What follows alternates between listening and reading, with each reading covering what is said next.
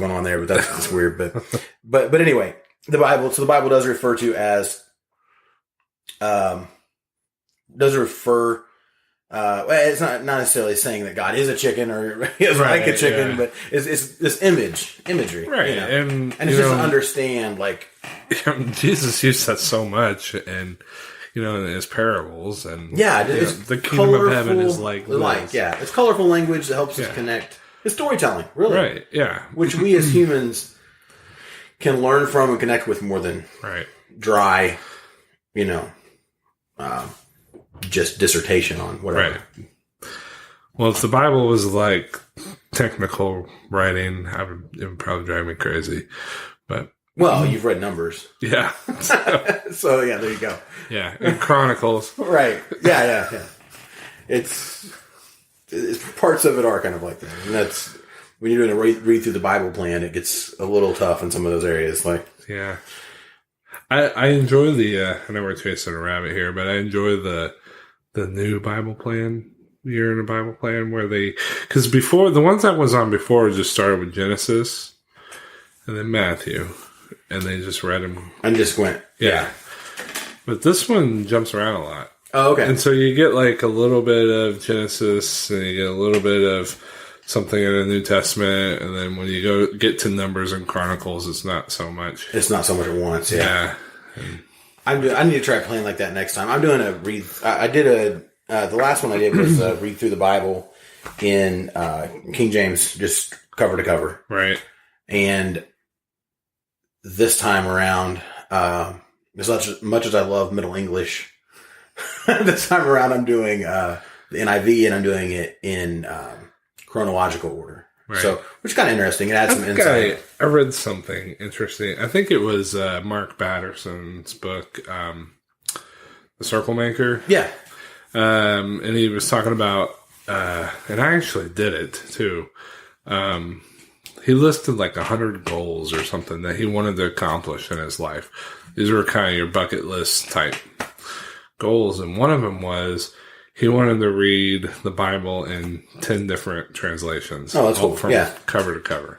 That's cool. And that's a good goal. Yeah. Good goal. So, I mean, say what you want about all the other translations. Yeah. I think it's very important to understand. And so many times our pastor will quote from the NIV or something just to bring clarity to it. I think it does bring a lot of clarity. And somebody the other day, I can't remember who it was. Oh, I know who it was. It was Brother Sistrunk. Yeah. Was at our church. Let's see, the North American Missions Director for UPCI, and he was at our church for our pastor's 30th anniversary service. Right. At the time we were recording this, it would have been last Sunday. Right.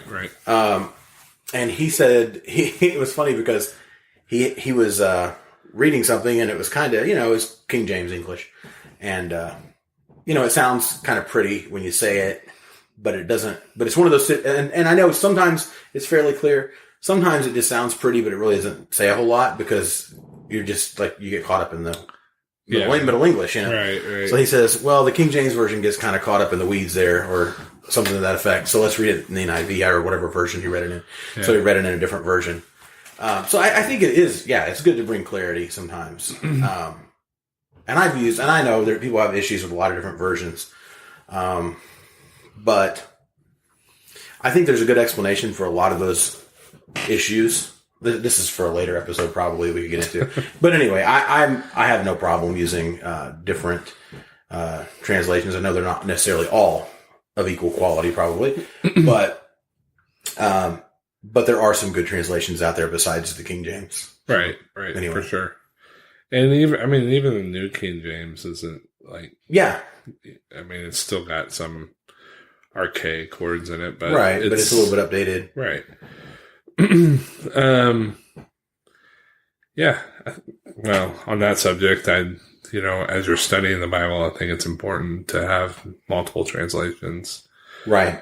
Just for your own study and for your own understanding. I think it is. Parallels are great. Yeah. And, if you want to get to the brass tacks of it, you need to read ancient Greek or biblical Greek and biblical Hebrew to really maybe some Aramaic, get what really said anyway. So right. Well, and that's okay. I've been reading Doctrines of the Bible, and I think chapter 2 is written, and I'll probably get it wrong, but I think his name is Dr. Meese, I believe, and he wrote chapter 2, which is on the Bible, and he's talking about, and Brother Bernard has wrote a couple chapters. I don't know who all wrote in that book, but I think Brother, I'll get it wrong if I start naming more names, but I know there were definitely a few chapters for Brother Bernard.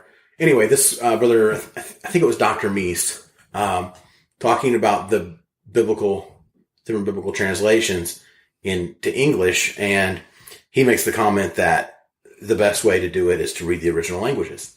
Right. And he actually is a language expert, and he does do all of his own translations. So he doesn't even use King James translations in his writing. When he quotes scripture, he's doing his own translation every time.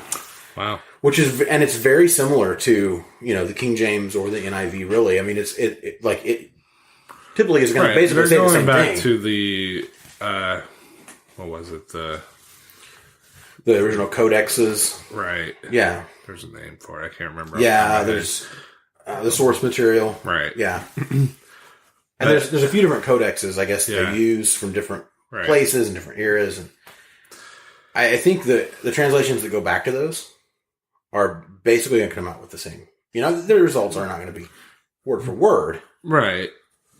But it's going to basically say the same thing, or should, at least. Yeah. I think, I know we're kind of off topic a little bit, but it's important, too, in our discussion on doctrine. Right. It does affect it. Yeah. For sure. Right. And I think there are some versions, obviously there's some issues with things like the Vulgate, the Latin Vulgate, or is that how you pronounce that? Yeah, the Latin Vulgate. And the, maybe the Dewey Rames version, and the, which I think came from that, the Latin Vulgate, as well as probably the Message. I mean, it's paraphrasing, and I would use it sometimes to make a point when I was teaching at like the detention center with kids who could barely read and didn't want to learn and didn't care about anything except that they were not sitting in their cell for an hour. I mean, it's the truth. I mean, not all of them were like that, but that was a lot of them were. So to get a point across, a lot of times I'd use the Message, or I would just paraphrase it myself. I'd use the NIV or the KJV or whatever, and I'd just paraphrase it myself. So it's not that they don't want their uses, but there are some issues with some translations. Yeah, I'm probably going to be real. Don't shoot me for saying this. I'm not going to shoot you, but somebody else might. I'm not going to make any promises. I'm going to be a little. I'm going to just put this out there. Put it out there. Yeah. I think it's important to understand your audience. And you brought up... Exactly. You brought up reading the Message to the detention center. And the Message gets a lot of flack. Oh, it does. Especially in our church. Well, and I get it, some of it. You know, I do get some of that. I mean, I understand some of that, but... Right. But, like... It's still the bottom line is bringing the gospel out. Right. If you can bring out the message. Yeah. Yeah, you got to know your audience. Because, I made this comment to somebody the other day, we were having a discussion, and they were strongly King James only. And we're having this discussion. Yeah. And I said, basically, I would rather them... Oh, actually... Yeah, okay, for starters, I would rather somebody listen to a version that might not be 100% accurate with the syntax or whatever, the punctuation or the grammar or whatever your issues are with that translation. Yeah. But gets the point across. Right. Than to read them the entire Bible in the King James and them to sleep through the whole thing or just zone out and not listen. Yeah. And we're having this we're doing this in our Bible hour classes right now. We're doing videos, and some people love, and it's about creation science. And wasn't this past Sunday the first Sunday? Second. Okay. Really interesting. There's some people who are really into it, and some people look like they're like their eyes are glazed over. We're not coming to church learning science, right? Exactly. That's how they feel about it, and they feel like they're in school in science class, and they were intimidated by science class in school, right? And they still don't like it.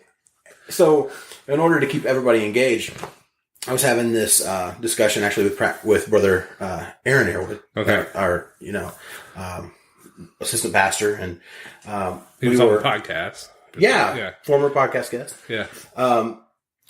We were talking about the videos, and I think I made the comment that I would rather them watch the two most important 5-minute segments out of that video, right, and actually watch them, than to sit through the 30 minutes and not get it. So we're trying to figure out. We're on this like the second week out of like 8, I think. So we're trying to kind of figure out what works. So we don't want to just dumb it down to the point where they're not learning anything, right? But we don't want them all to just zone out either. So it's a kind of a balancing act, But yeah, and because the audience is, even though it's an age group audience, they're in our class, they're basically in the 30s. Most of them, but there's a lot of variety in that group. Where their interests lie, educational background, what they care about, So I'm not a scientist. I'm not. Science was not my strong suit in school, in high school or college. But I barely made it through what was this? Yeah, anatomy and physiology. I think I took 1 and 2, and I barely scraped through both. Yeah. But I'm naturally curious about things that I don't know about, so I love it anyway. Right. But not everybody feels that way. Yeah. So yeah, you do. Knowing your audience, it's maybe the most important thing. Right. Because if you can't get the message across to them, then the message is not going to do anything. Right. It's not going to have any effect at all. Right. And you're really just talking to a brick wall. Mm-hmm. And brick walls. And so if a paraphrased scripture is going to help you get the people that you're speaking to understand it better, then right. As long as the message, why not do that? As long as the message is still the same. Yeah.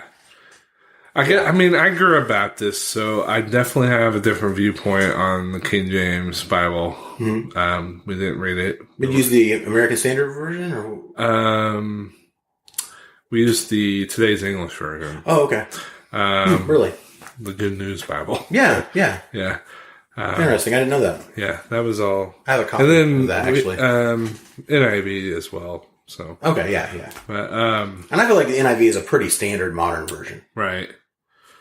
So the whole King James debacle really just it just washes over me. But yeah, that's the kind of way I feel about it. It's all a matter of context. Right. How you're going to use it. Know that it. Do I think it's important? Yes. The King James version is a good version. Right. And it's important that you read from it, just as important as you read from other translations as well.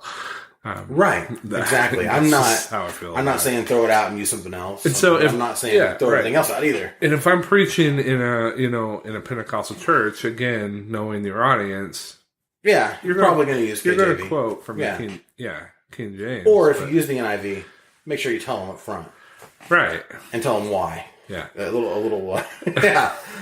bit of a caveat never hurts, But I don't know about you, but I certainly don't use thee and thou and no, it's not how we talk, and it's not. We might understand it on an intellectual level, but we don't really connect with it the same way. I feel like it's not the same for everybody, but I think generally speaking, your average audience is probably not going to get it the same way they get a more modern translation. Right. Okay. So anyway, why don't we circle back? Yeah, I think Doctrine. We ran the gamut on translation, but which doctrines, should come from the Bible. Right. So that's important. I feel like it's a little off topic, I guess, but what we're going to talk about. But anyway, doctrine it's essential. If you don't have doctrine, then you really don't have anything. I was going to pose the question because there's kind of the emerging movement is kind of a big deal. And especially, I'm talking Christianity as a whole. Right. Not necessarily Pentecostalism, but this whole concept of I don't need religion, I just need Jesus. Right. And so I think a lot of people look at